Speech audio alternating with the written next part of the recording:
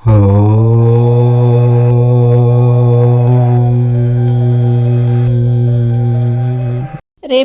గురువారం రోజు ఎవ్వరికీ తెలియకుండా 5 తులసి ఆకులతో ఒక చిన్న పరిహారం చేస్తే మీకు ఉండే కష్టాలు, బాధలు, దరిద్రం అన్నీ తొలగిపోయి వద్దన్న ఐశ్వర్యం వచ్చి పడుతుందని పండితులు అంటూ ఉన్నారు.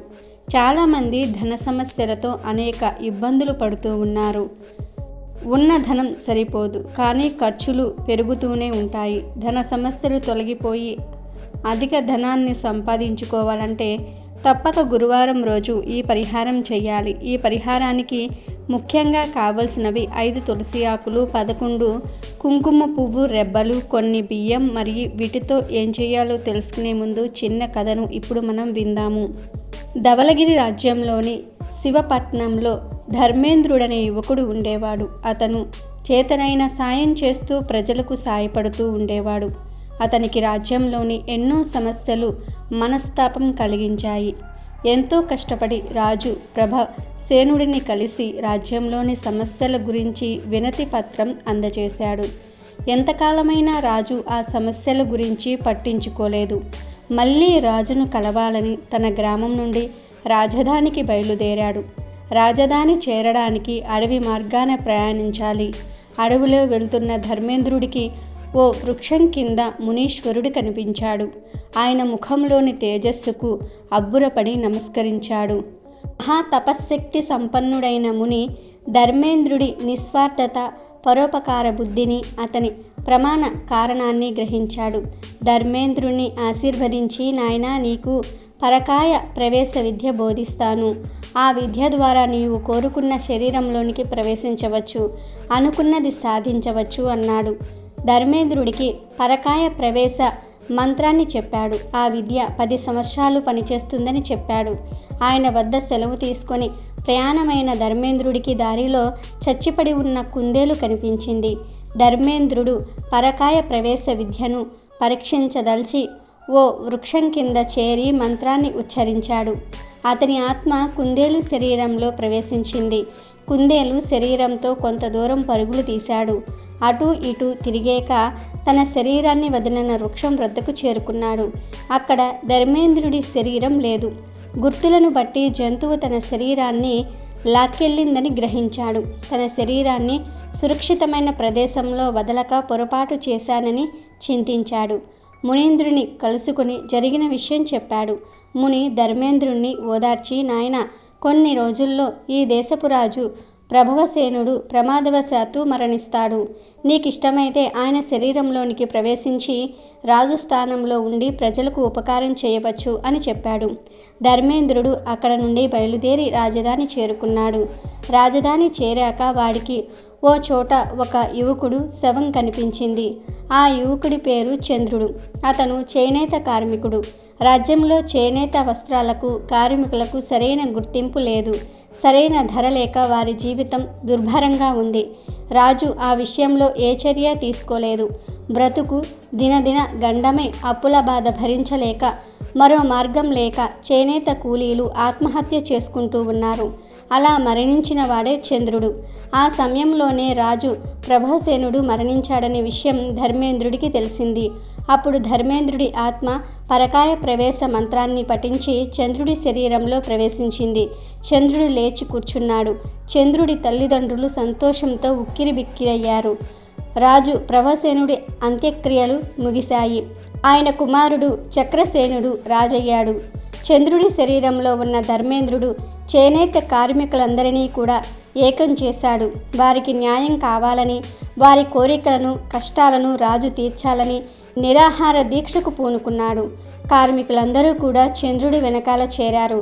విషయం చక్రసేనుడికి తెలిసేసరికి రాజ్యమంతటా చైతన్యం వచ్చింది. ఎక్కడికక్కడ నిరాహార దీక్షలు మొదలయ్యాయి.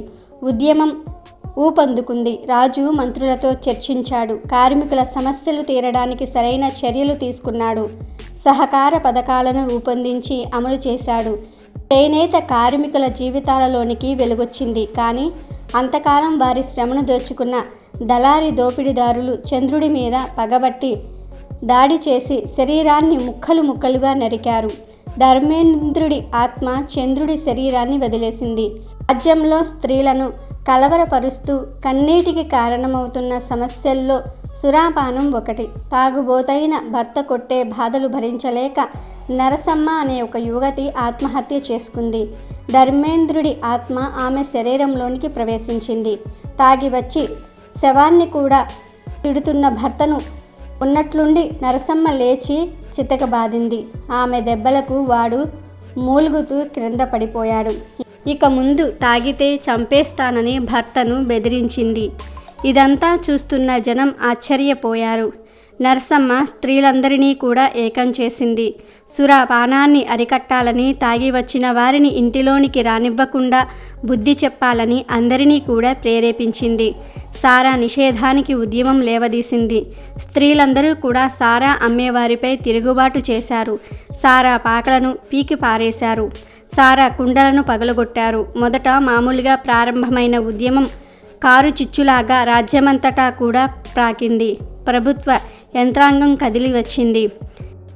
చక్రసేనుడు సారాను నిషేధిస్తూ చట్టం చేశాడు. ఎక్కడా సారా కనిపించినా అందుకు సంబంధించిన వారిని కఠినంగా శిక్షించవలసిందిగా ఆజ్ఞ జారీ చేశాడు.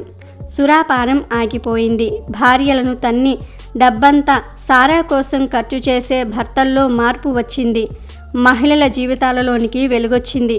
కానీ సారా అమ్మకాలతో లక్షల వరహాలు ఆర్జిస్తూ ఉన్నారు. నరసమ్మపై కన్నెర్ర చేశారు. ఓ రోజు నరసమ్మపై దుండగులు దొంగదాడి చేసి ఆమెకు నిప్పు అంటించారు. ధర్మేంద్రుడి ఆత్మ నరసమ్మ శరీరాన్ని వదిలేసింది. ఆ తరువాత ధర్మేంద్రుడు జయమ్మ అనే 16 ఏళ్ల బాల వితంతువు శవంలోకి ప్రవేశించాడు. జయమ్మకు చిన్నతనంలోనే వివాహం జరిగింది. భర్త యుక్త వయస్సుడయ్యాక పాము కాటుతో మరణించాడు. వాడితో వివాహమయ్యింది కాబట్టి ఇక ఆమెకు మళ్ళీ పెళ్లి చేసుకునే అర్హత లేదని, ఆచార రీత్యా జీవితాంతం వితంతువుగా ఉండాలని పెద్దలు నిర్ణయించారు. అభం శుభం తెలియని ఆ పిల్ల ఆత్మహత్య చేసుకుంది. ధర్మేంద్రుడి ఆత్మతో పునర్జన్మ ఎత్తింది. అప్పుడు ఆమె బాల్య వివాహాలను నిషేధించాలని ఉద్యమం లేవదీసింది. జనాన్ని ప్రోగు చేసి ఉపన్యాసాలిచ్చేది. ఆమె మాటలకు ప్రభావితులై చాలామంది ఉద్యమంలో చేరారు.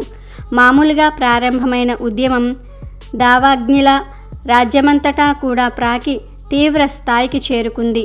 చక్రసేనుడు మంత్రులతో చర్చించి బాల్య వివాహాలను నిషేధిస్తూ శాసనం చేశాడు. ఈ విధంగా ధర్మేంద్రుడు తన శరీరాన్ని మార్చుకుంటూ ప్రజలందరినీ కూడా ఏకం చేసి నిరాహార దీక్షల ద్వారా ప్రతి పల్లెలో వైద్యశాలలను, పాఠశాలలను, నీటి వనరులను సాధించాడు. అంగవైకల్యంతో బాధపడే వారికి ప్రత్యేక ఉద్యోగాలు ఇచ్చేలాగా చేశాడు. రైతుల సమస్యలు, కూలీల సమస్యలు తీరేలాగా చేశాడు. ధవళగిరి రాజ్యంలోని ప్రజలకు ఏ సమస్యలు లేకుండా చేశాడు. ఆ రాజ్యం రామరాజ్యంలాగా మారింది. పొరుగు రాజ్యాలకు మార్గదర్శకమయ్యింది.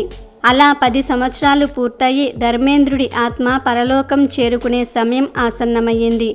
ఆ సమయంలో ఒక కూలీవాడి శరీరంలో ఉన్న ధర్మేంద్రుడికి ముని కనిపించాడు. మునికి నమస్కరించి తాను ధర్మేంద్రుడినని చెప్పి తాను చనిపోయిన రాజు ప్రభవసేనుడి శరీరంలో చేరలేదని చెప్పాడు. 10 సంవత్సరాల కాలంలో తాను సాధించిన విజయాలు ఆయనకు వివరించాడు. ముని ధర్మేంద్రుడి పరోపకార గుణాన్ని, బుద్ధి కుశలతను ప్రశంసించాడు. ధర్మేంద్రుడి ఆత్మ సమయం రాగానే పరలోకం చేరుకుంటుంది. ముని వెంట ఉన్న ఆయన శిష్యుడు వారి మాటలు విన్నాడు. శిష్యుడికి ఓ సందేహం కలిగింది. స్వామి, ధర్మేంద్రుడిలో పరోపకార బుద్ధి ఉన్నది, కానీ బుద్ధి కుశలత మచ్చుకైనా లేదు. ఏమాత్రం తెలివితేటలు లేవు. రాజ్యంలోని సమస్యలు తీర్చడానికి అతను చాలా కష్టపడ్డాడు. చంద్రుడి శరీరంలోనికి కాకుండా చనిపోయిన ప్రభవసేనుడి శరీరంలోనికి పరకాయ ప్రవేశం చేసి ఉంటే రాజస్థానంలో ఉండేవాడు. అప్పుడు శాసనాలు చేసి కార్మికుల శ్రమకు తగిన ప్రతిఫలం అందేలాగా చేయవచ్చు. వికలాంగులకు ఉద్యోగాలు ఇవ్వచ్చు. సారా బాల్య వివాహాలను నిషేధిస్తూ చట్టాలు చేయవచ్చును. వైద్యశాలలు, విద్యాలయాలు, నీటి వసతులను ఏర్పాటు చేయవచ్చు. ప్రజల కోసం ఏ ప్రయోజక కార్యక్రమాలైనా సరే రాజస్థానంలో ఉంటే ఎంతో సులభంగా చేయవచ్చు. అలాంటి అవకాశం ఉండి అతను ప్రభాసేనుడి శరీరంలో ప్రవేశించలేదు. అలాంటి ధర్మేంద్రుణ్ణి మీరు బుద్ధి కుశలత కలవాడని ప్రశంసించడానికి కారణం ఏమిటి అని అడిగాడు శిష్యుడు. ఆ మాటలను ముని చిరునవ్వు నవ్వి, ధర్మేంద్రుడు చాలా తెలివైనవాడు. రాజు శరీరంలో ప్రవేశించి తన ఆశయాలకు పరోపకార బుద్ధికి అనుగుణంగా శాసనాలు చేయవచ్చు. ప్రజలు అడగకుండానే వారి సమస్యలను తీర్చవచ్చు. కానీ ఒక రాజు చేసిన శాసనం మరో రాజు రాగానే వృధా కావచ్చు. సారా బాల్య వివాహాలు మళ్ళీ మొదలు కావచ్చు. వైద్యశాలలున్నా వైద్యులు లేకపోవచ్చు.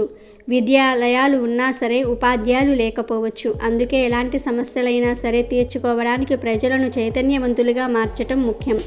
ఊరకే శాసనాలు చేస్తే సరిపోదు. శాసనాలు అమలు జరగాలంటే ప్రజల సహకారం, వారిలో నిరంతర చైతన్యం అవసరం.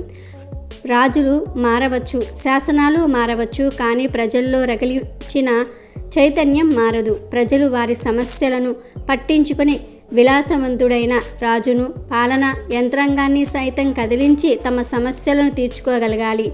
రాజులు మారినా, శాసనాలు మారినా, పాత తరం స్ఫూర్తితో భావితరం కూడా తమ కష్టాలు, సమస్యలు ప్రభుత్వానికి తెలిపి వాటిని సాధించుకునే స్థాయికి ఎదిగి పొరుగు రాజ్యాలకు కూడా స్ఫూర్తి కావాలి. సమస్యలకు ఆత్మహత్య పరిష్కారం కాదని గుర్తించుకోవాలి.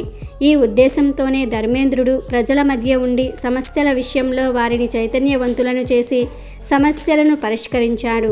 ఏ సమస్యకైనా ప్రజా చైతన్యమే శాశ్వత పరిష్కారం. ఇక వీడియోలోకి వస్తే, ధనం బాగా సంపాదించాలి. ప్రతి మనిషి కోరుకునేది ఇదే. ధనానికి ఎప్పుడూ లోటు రాకుండా సంతోషంగా జీవించాలి అంటే గురువారం రోజు చక్కగా ఉదయమే నిద్రలేచి స్నానం చేయండి. ఆ తర్వాత పూజ గదిలో లక్ష్మీనారాయణల ఫోటో ముందు ఒక ఎర్రటి వస్త్రాన్ని పరిచి దానిలో కొన్ని బియ్యం, 11 కుంకుమ పువ్వు రేకులు, 5 తులసి ఆకులు వేసి మూటలాగా కట్టి చిన్న మూటలాగా కడితే చాలు. ఆ తర్వాత ఈ మూటను చేతిలో పట్టుకొని నాకు బాగా ధనం కలిసి రావాలి అని మనసారా సంకల్పం చెప్పుకోండి. ఇప్పుడు మూటను చేతిలోనే పట్టుకొని కనకదార స్తోత్రం చదవండి. అలా చదివిన తర్వాత ఈ మూటను ఇంట్లో బియ్యం దాచే చోట, అంటే బియ్యం రొమ్ములో పెట్టి వదిలివేయండి. ఈ పరిహారం చేసినట్లు ఎవ్వరికీ చెప్పవద్దు. అంటే బయట వారికి చెప్పకూడదు. ఇంట్లో వారికి తెలిసినా పర్వాలేదు. ఇలా బియ్యం రొమ్ములో పెట్టిన మూటను మళ్ళీ గురువారం నాడు తీసి చేతిలో పట్టుకుని మళ్ళీ ఒక్కసారి కనకదార స్తోత్రం చదివి మళ్ళీ బియ్యం రొమ్ములో పెట్టేయాలి. ఇలా ప్రతి వారం, అంటే ప్రతి గురువారం చేస్తూ ఉండటం వలన మీ కుటుంబంలో ధనానికి, ఐశ్వర్యానికి లోటు రాకుండా ఉంటుంది. అధిక ధనాన్ని సంపాదిస్తారు. కాబట్టి మీరు కూడా రేపు గురువారం ఈ చిన్న తేలికపాటి పరిహారం చేసి ధన లాభాన్ని పొంది సంతోషంగా జీవించండి. Thank you for watching our video. Please do subscribe and like the video.